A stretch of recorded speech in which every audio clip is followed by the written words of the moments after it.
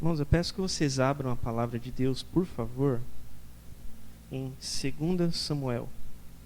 Segundo livro de Samuel. Acende aqui para mim, Gá, por favor. Ótimo, obrigado. Segundo livro de Samuel, capítulo 9.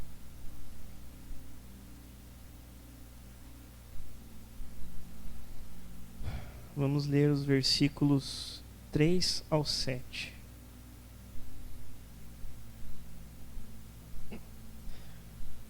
Segunda Samuel, capítulo 9, versículos 3 ao 7.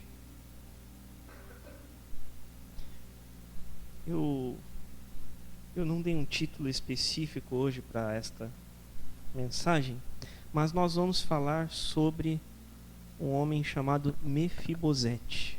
Mefibosete, não sei se todos já ouviram falar, acredito que grande maioria pelo menos, mas nós vamos falar um pouquinho hoje sobre este homem chamado Mefibosete, tá?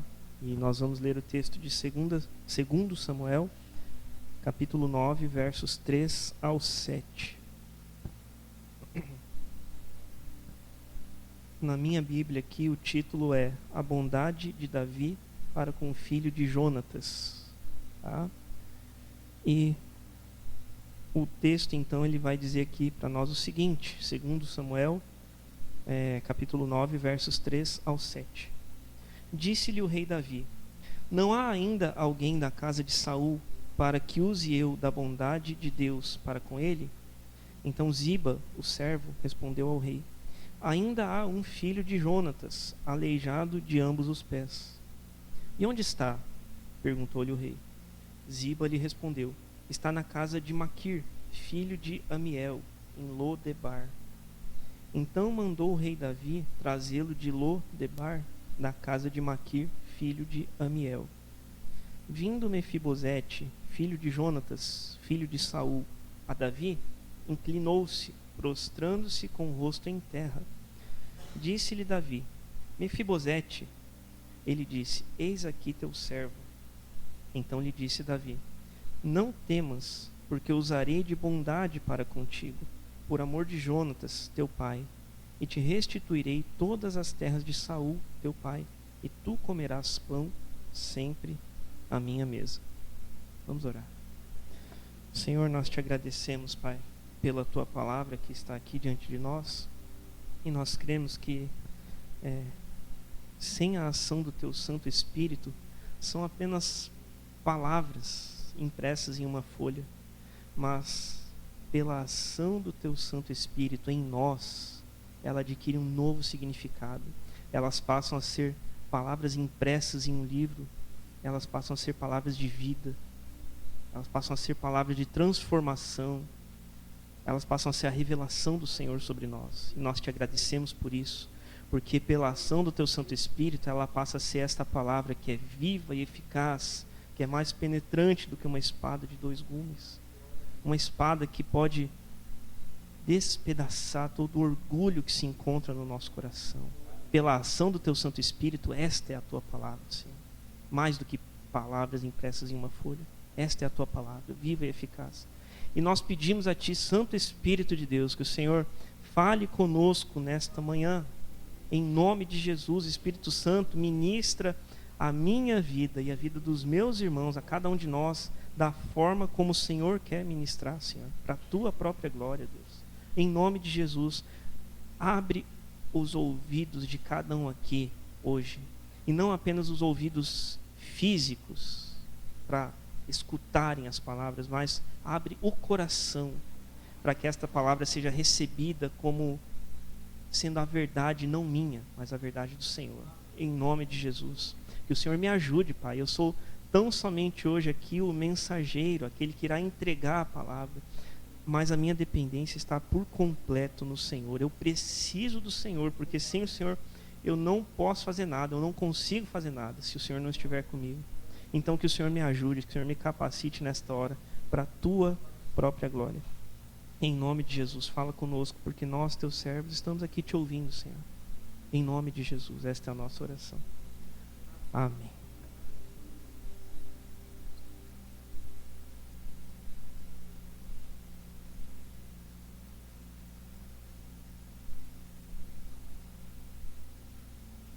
Irmãos, antes de me concentrar em alguns detalhes do texto em específico, eu quero passar aqui algumas informações sobre este homem chamado Mefibosete, tá? Mefibosete, o nome, o significado do seu nome é dissipador de vergonha. Dissipador, dissipar, né? Eliminar, né? Fazer esvanecer, né? Desvanecer, eliminar. Dissipador de vergonha, eliminador de vergonha. Tá? Esse é o significado do nome Mefibosete. E este homem, ele era filho de Jonatas, era neto de Saul. Jonatas, para quem não se lembra, foi aquele que fez uma aliança de amizade com Davi, né? A palavra fala que ele passou a amar Davi como a sua própria alma, a ponto de fazerem uma aliança de amizade entre si, certo? Este era Jonatas, que era o pai de Mefibosete. E, por consequência, Mefibosete, então, era neto de Saul, né? Que era o pai de Jonatas. E este homem, quando ele era criança, aos 5 anos de idade, ele sofreu um acidente. E ele ficou com seus 2 pés aleijados. E você pode voltar um pouquinho na tua Bíblia aí, estamos em 2 Samuel 9, né? Vamos lá para o capítulo 4, um pouquinho para trás aí, por favor. E nós lemos esse relato ali nesse texto, 2 Samuel, capítulo 4, verso 4. Diz assim: Jonatas, filho de Saul, tinha um filho aleijado dos pés.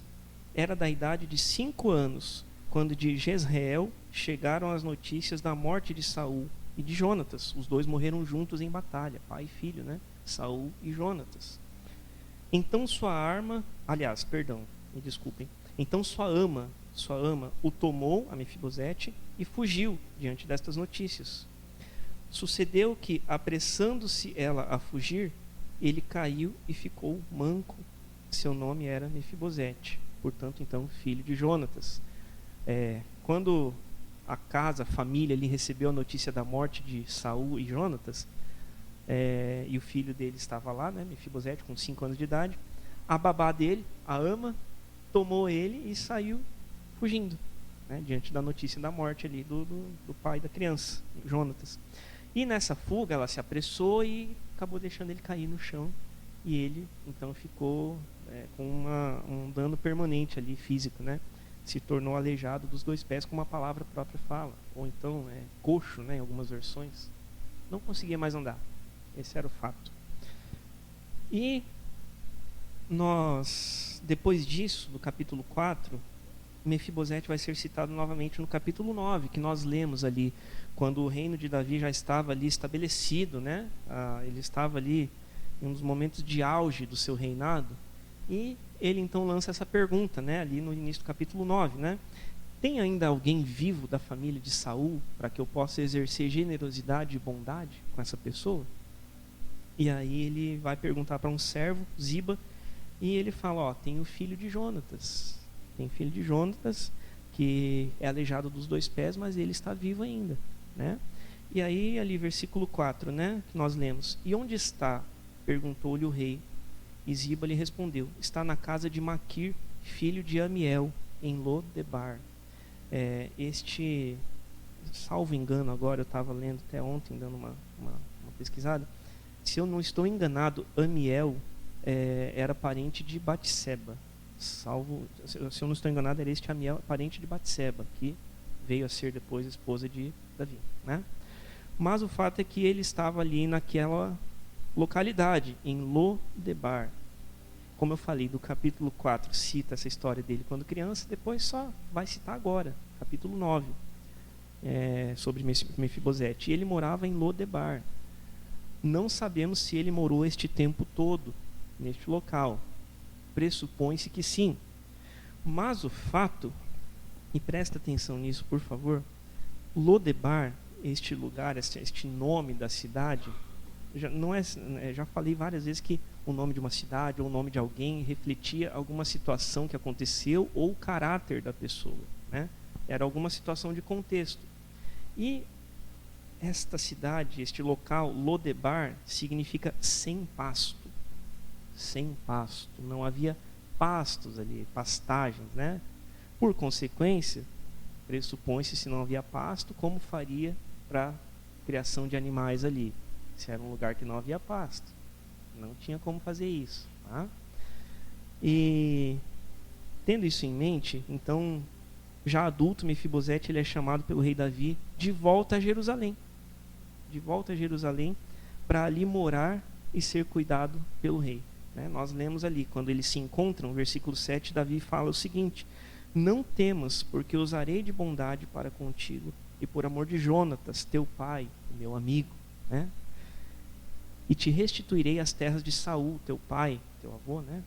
Teu antecedente, e tu comerás pão sempre à minha mesa. Então, este era o objetivo de Davi, exercer generosidade condescendente daquele que era seu amigo, amado dele, né? E nós não lemos ali aquele trecho, mas versículo 12 diz, ali de Samuel, 2 Samuel 9, diz o seguinte, ó: tinha Mefibosete um filho pequeno, cujo nome era Mica. Todos quantos moravam em casa de Ziba, aquele servo, eram servos de Mefibosete.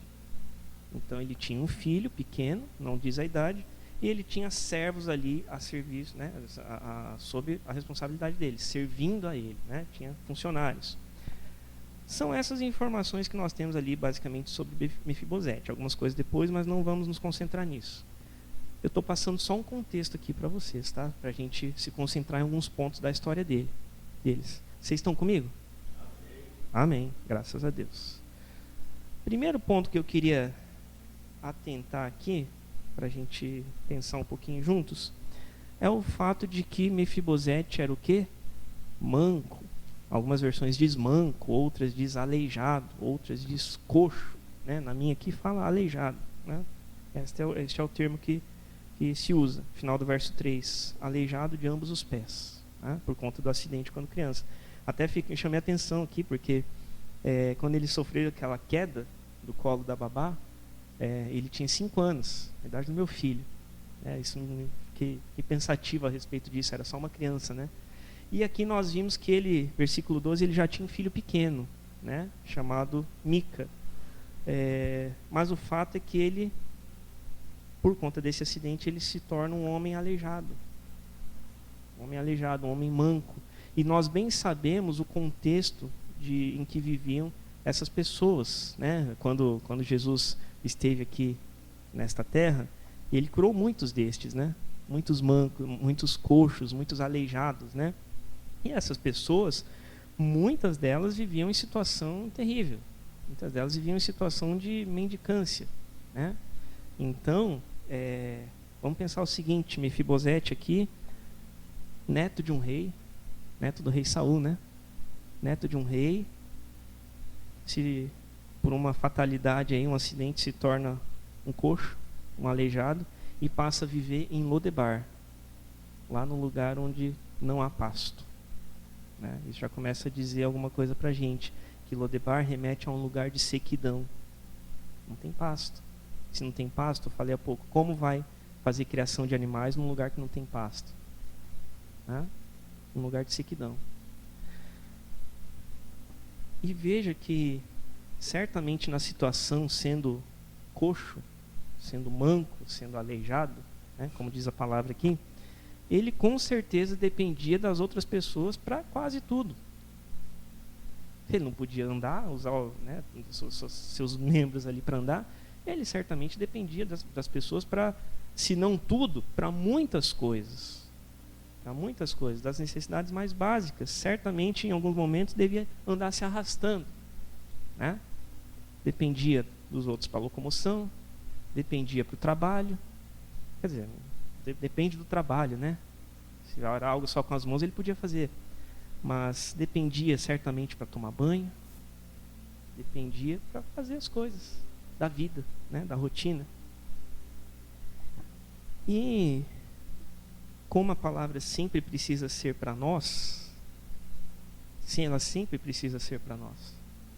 Eu fico pensando em talvez algumas situações em que nós nos encontremos desta mesma maneira, como mancos, como aleijados, como coxos, né?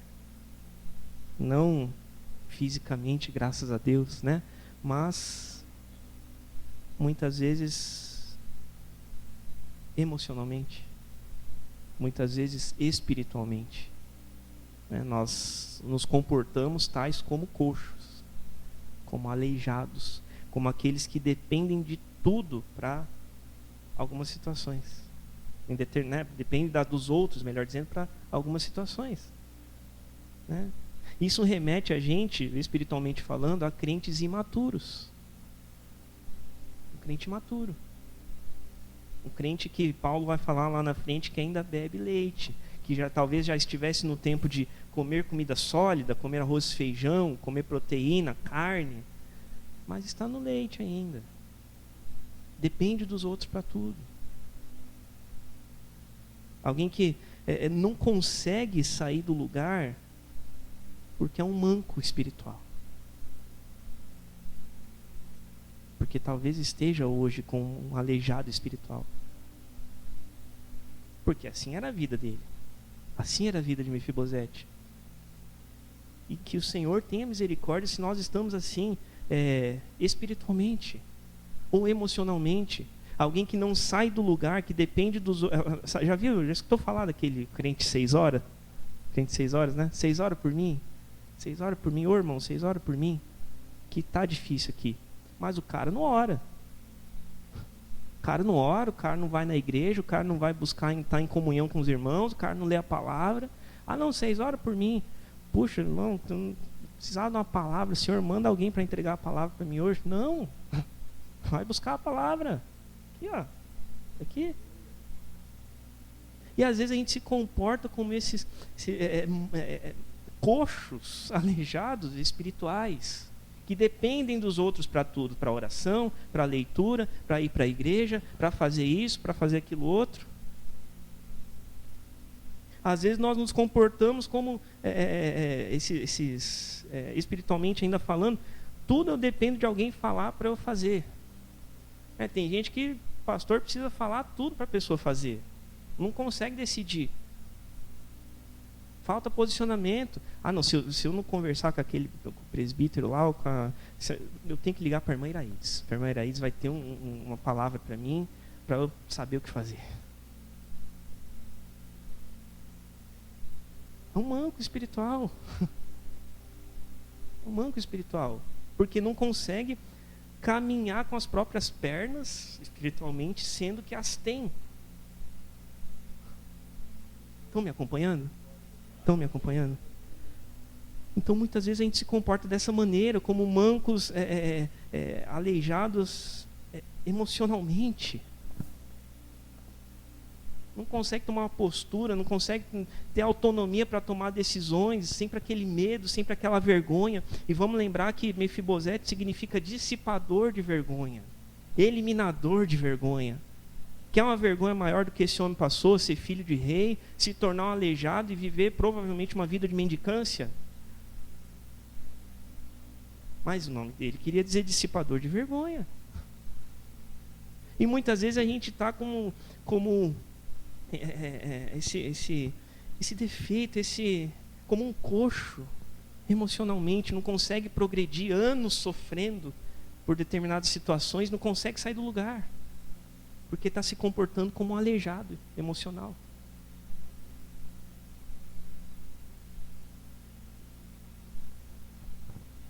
Primeiro ponto que eu destaco do relato sobre Mefibosete é esse. Que ele era um manco, um aleijado. Físico. Nós não somos aqui, que estamos aqui hoje, graças a Deus, mas em outros aspectos. Emocional, espiritual.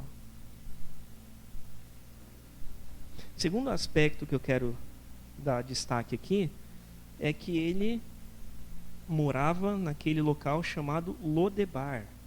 Lodebar. Eu já falei um pouquinho aqui, né, anteriormente, alguns minutos atrás, mas o fato é que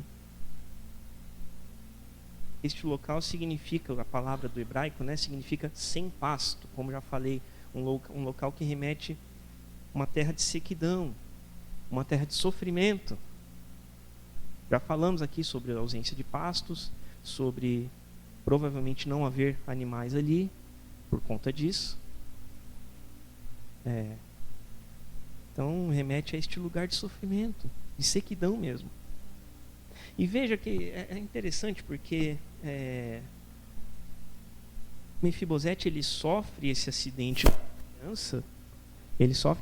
quando criança, com 5 anos de idade, e depois Davi manda trazê-lo até Jerusalém, e não fala a idade dele, mas diz que lá no versículo 12 de 2 Samuel 9, fala que ele tinha um filho pequeno, né, chamado Mica. Vamos pensar, não fala a idade de Mefibosete para nós. Vamos pensar, ele tinha sofrido um acidente com 5 anos. Pressupõe-se que ele tenha ido para lá, para Lodebar, né? Uma criança com 5 anos já aleijada, né? Não tem como suavizar isso. Infelizmente, é assim que tem que falar, tá? E aí ele vai para aquele lugar. Pelo menos dos 5 anos, vamos pensar que ele foi um pai jovem, não nos diz isso aqui, mas ele tinha um filho pequeno. Vamos pensar que quando Davi chamou ele era jovem. Ele foi um pai jovem. Vamos pensar aí que ele tinha uns 20 anos. Não nos diz, não temos essa informação, tá? Vamos só pensar, imaginar.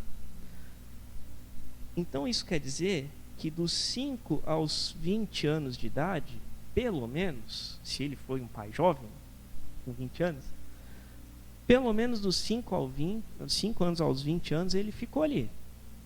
Pelo menos 15 anos. E aí pensa comigo, ele ficou 15 anos lá na terra sem pasto, lá na terra do sofrimento, lá na terra da sequidão, lá na terra da mendicância. Pelo menos, isso eu peguei um número aqui, com base que ele era um pai, que ele tenha sido um pai jovem, talvez tenha sido mais tempo. Não nos é dada essa informação na Escritura. Não aqui, pelo menos. Mas vamos pegar esse número só para a gente ter uma base. Ele ficou lá por 15 anos. Como um manco, como um aleijado, um coxo físico, né? Passando por esses sofrimentos. E nós? Há quanto tempo nós estamos na nossa Lodebar? Há quanto tempo? 15 anos? Igual ele? De repente, né? Estamos uma hipótese aqui de 15 anos. 20 anos? 1 ano? 40 anos? 60 anos? Quanto tempo que a gente já está nessa terra de sofrimento? Quanto tempo que a gente já está nessa terra da falta de perdão?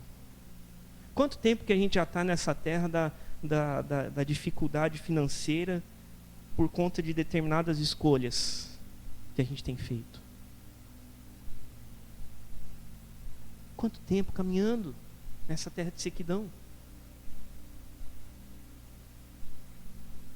E talvez mais importante do que essa pergunta de quanto tempo ainda, aliás, de quanto tempo já estamos, é quanto tempo ainda vamos ficar. Quanto tempo ainda vamos ficar nesse lugar? E veja que é interessante esse significado de Lodebar, né? Sem pasto. Eu quero que você abra comigo, por favor, para a gente fazer uma conexão aqui. Abre lá em Salmo 23, um dos textos mais conhecidos da Escritura. Salmo 23.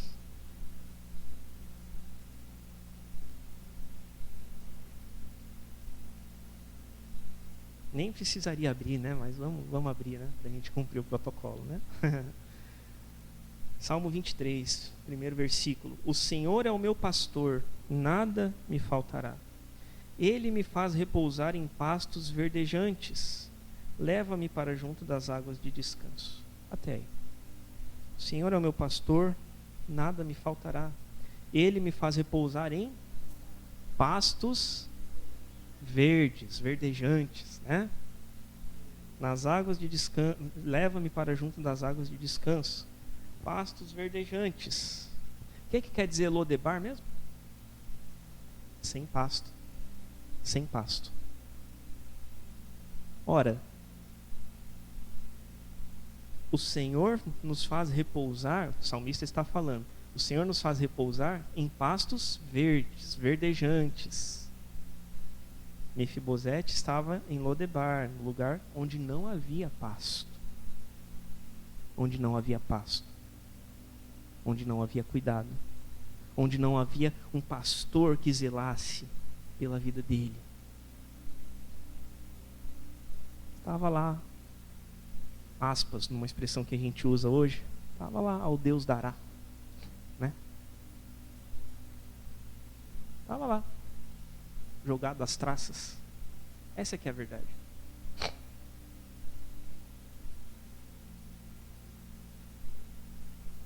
Só que o salmista fala a respeito do pastor maior. O pastor maior não deixa faltar nada. O pastor maior leva para junto das águas de descanso. O pastor maior faz repousar em pastos verdes.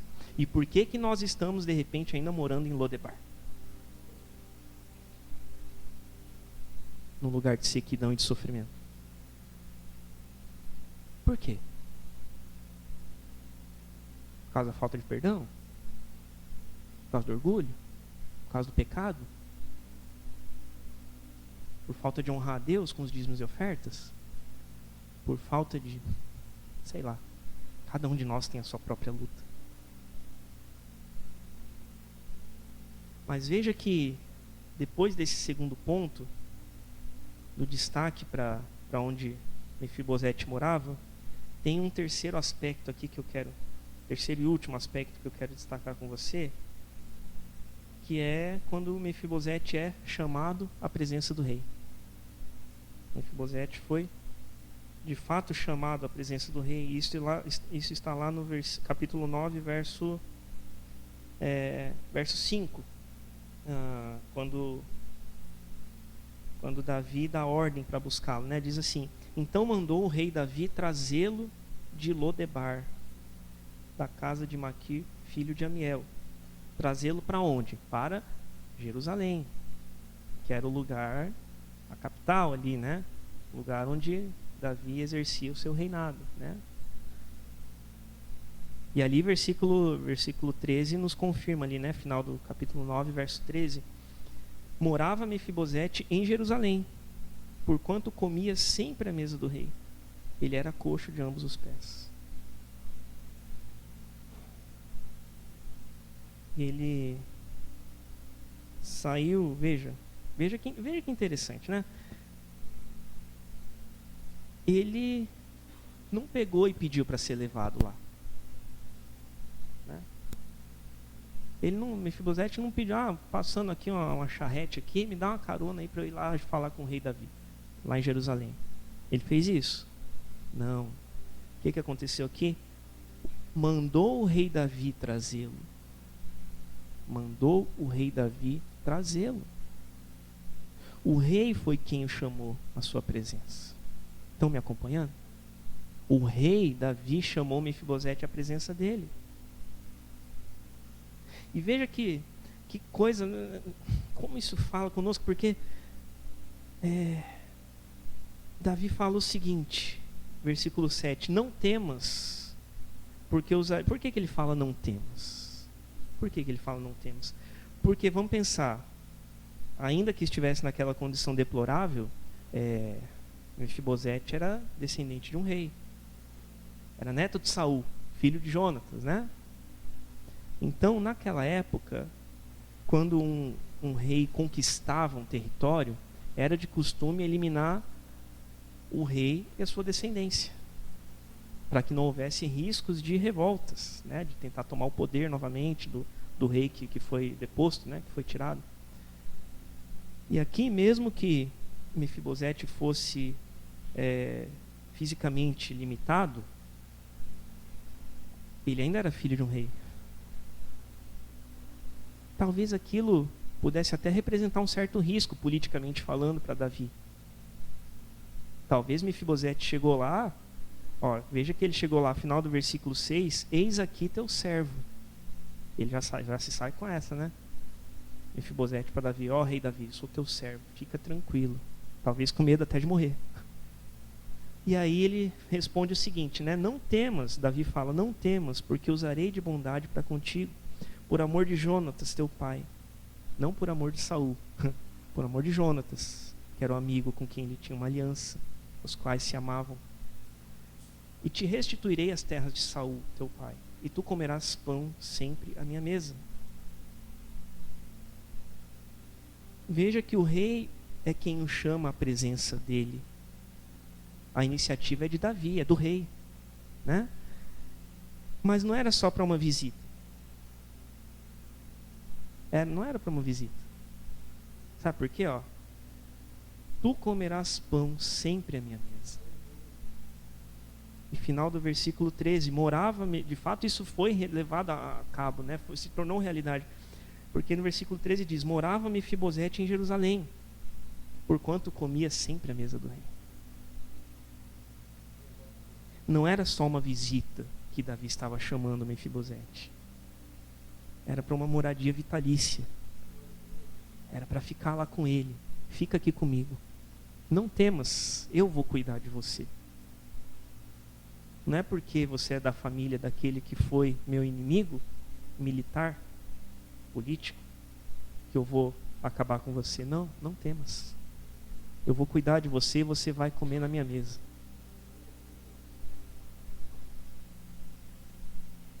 E isso é bem semelhante à nossa própria trajetória com Deus. Porque por causa do pecado, nós éramos considerados inimigos de Deus. O pecado nos fez inimigos de Deus. Assim como Mefibosete, de certa forma, era da família inimiga de Davi.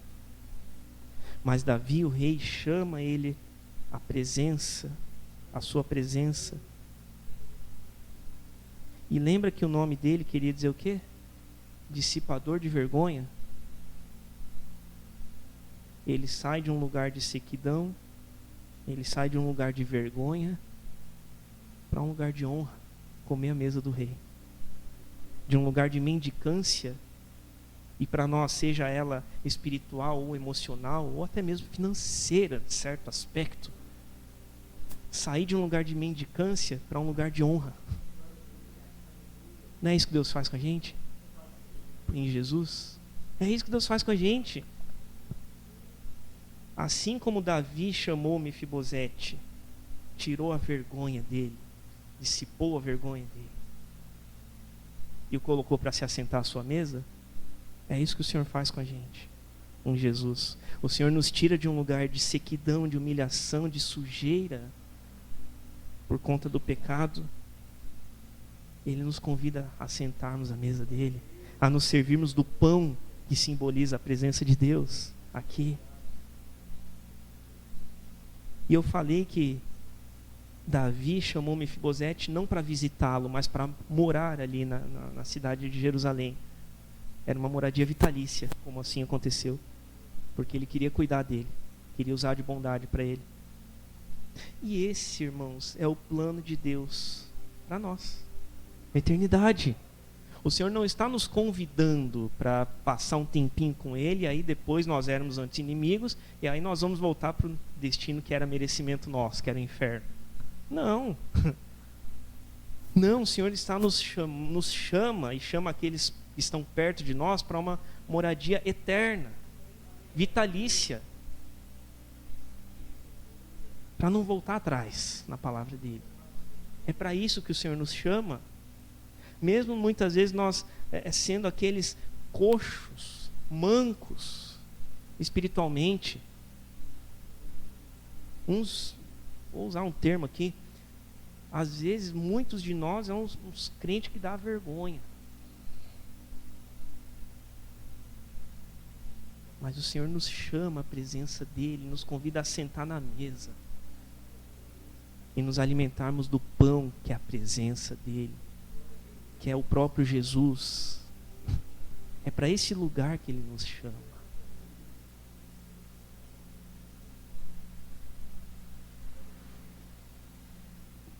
Eu já estou partindo para encerrar minha fala.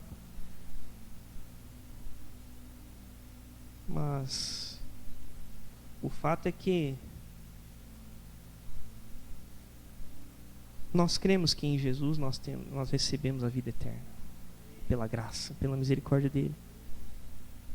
Mas eu creio que Deus também, Ele tem mais do que bênçãos espirituais para nós. Ele tem bênçãos aqui, antes de nos chamar para a morada eterna. Eu creio que Ele tem bênçãos para nós aqui. Você crê? Amém. Eu creio também que Ele nos ajude a vencer a nossa incredulidade. Mas o fato é que, de repente, alguns de nós, em alguma área da nossa vida, talvez em vez de morar em Jerusalém e comer à mesa do rei, nós estamos em Lodebar ainda. Num lugar de sequidão, num lugar de sofrimento, num lugar onde não temos um pastor que nos faz caminhar em pastos verdes. Às vezes nós estamos nesse lugar. Onde é que você está hoje? Eu preciso perguntar isso para mim. A palavra eu sempre falo, é primeiro para quem está falando aqui, né? Eu tenho que conversar com Deus. Onde é que eu estou hoje? E onde é que você está hoje? Você está em Jerusalém? Na mesa do rei? Se servindo da presença dele? Ou você está lá em Lodebar? Na terra de sequidão? Na terra de sofrimento? A gente precisa se perguntar isso.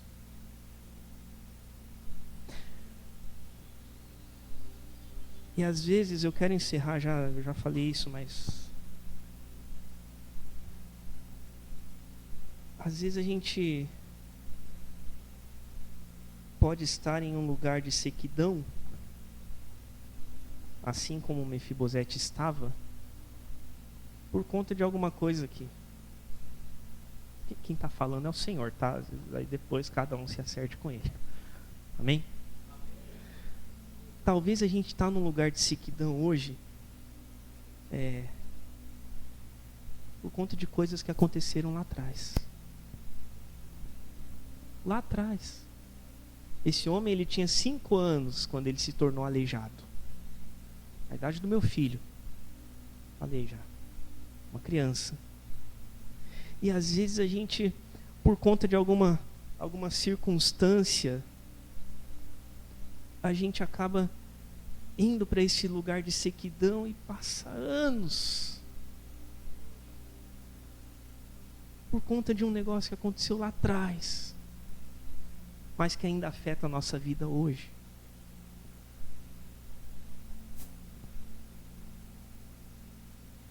Ele não tinha como recuperar os seus 2 pés,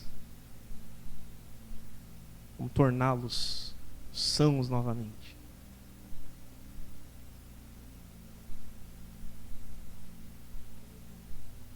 Nós, de repente, não temos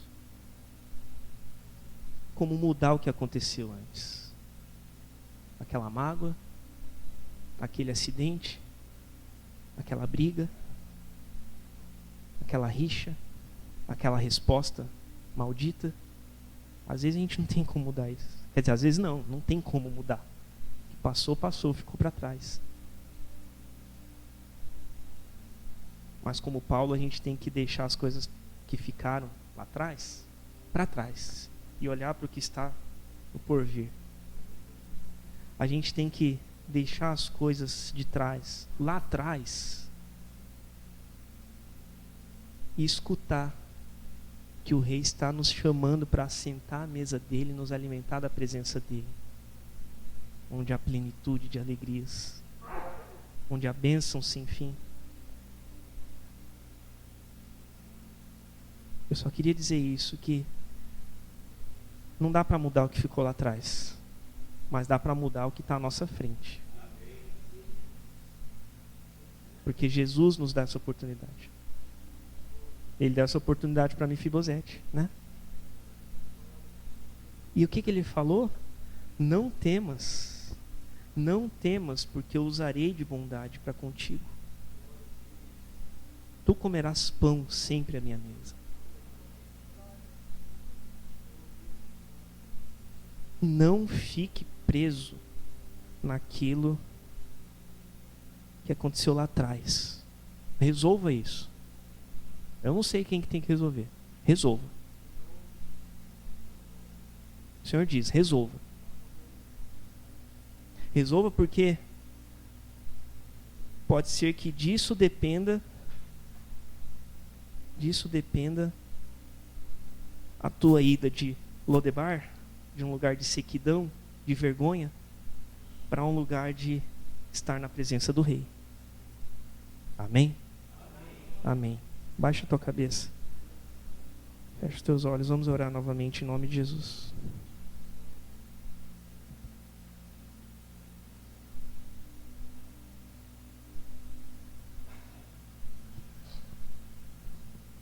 Pai, nós queremos te agradecer, Senhor, porque cremos que a tua palavra, pela ação do teu Santo Espírito, como já dissemos antes, ela é poderosa, Senhor. E ela é poderosa porque ela é viva e eficaz. Ela é viva e eficaz porque o teu Espírito Santo assim a torna viva e eficaz, a revelação do alto sobre nós. E ela é viva e eficaz, como já dissemos, e a tua palavra diz, porque ela pode discernir o que está no mais profundo do nosso coração. Ela pode nos mostrar que aquilo que aconteceu lá atrás na nossa vida pode estar nos prejudicando hoje. Mas a tua palavra fala ainda que o Senhor Jesus, ele veio para nos dar vida e vida em abundância. Não mais ou menos vida, não um pouquinho de vida, mas vida em abundância. Vida em abundância. Esta é a promessa de Jesus e nós agradecemos por isso, Pai. Mas talvez alguns de nós aqui, depois alguém que estiver ouvindo essa mensagem, talvez esteja em um lugar em que não há vida em abundância. Talvez alguns de nós estejam em um lugar de vergonha. Talvez alguns de nós estejam em um lugar em que não há vida em abundância, mas em um lugar de sequidão, de sofrimento. Que o Senhor nos ajude. Que o Senhor nos ajude a estarmos atentos à voz do Rei que nos chama a estarmos na sua presença. Em nome de Jesus, que o Senhor nos ajude. Que assim como Mefibosete, que teve uma vida sofrida, mas quando chegou diante do rei disse, eis aí o teu servo. Que nós possamos nos colocar diante do Senhor com humildade e dizer, eis-nos aqui, Senhor, teus servos. Eis aqui o teu servo que está sofrendo por esta situação. Eis aqui o teu servo que está por anos, Senhor, em um lugar de sofrimento. E que o Senhor, pela tua graça, nos responda em nome de Jesus. Não temas, porque eu usarei de bondade com você. Que o Senhor, pela tua graça, possa nos fazer ouvir estas palavras. Senhor, não temas, porque eu usarei de bondade para contigo. Não temas de abrir o teu coração, porque eu usarei de bondade para contigo e te sararei. Não temas de expor para mim o que está acontecendo, diz o Senhor, de abrir o teu coração que está no mais profundo, porque eu sou poderoso para te curar, para te sarar, para transformar a tua vida.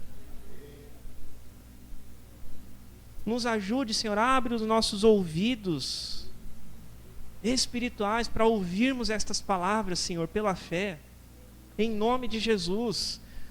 Talvez alguns de nós aqui já passou tempo demais em um local de sequidão, em um local de sofrimento, Senhor. Então, Senhor, Espírito Santo de Deus, fala, o Senhor mesmo fala e convence, Senhor. Quebranta o coração, o que eu falar, o que os meus irmãos falarem uns para os outros, não vai adiantar, porque vai ser carne e sangue falando. Mas então que o teu Espírito Santo fale diretamente. quebrantando os corações, quebrando todo orgulho. Todo orgulho, Senhor, e o orgulho é uma coisa tão difícil de lidar, Senhor. Mas quebranta, Espírito Santo, convence a respeito do orgulho, sobre a não confissão de pecados, Senhor. Em nome de Jesus, nos ajuda, porque nós precisamos do Senhor. Nós precisamos do Senhor, nos ajuda, não nos permita esquecer desta palavra. Para a tua glória, Deus. Em nome de Jesus é que nós oramos e te agradecemos. Amém.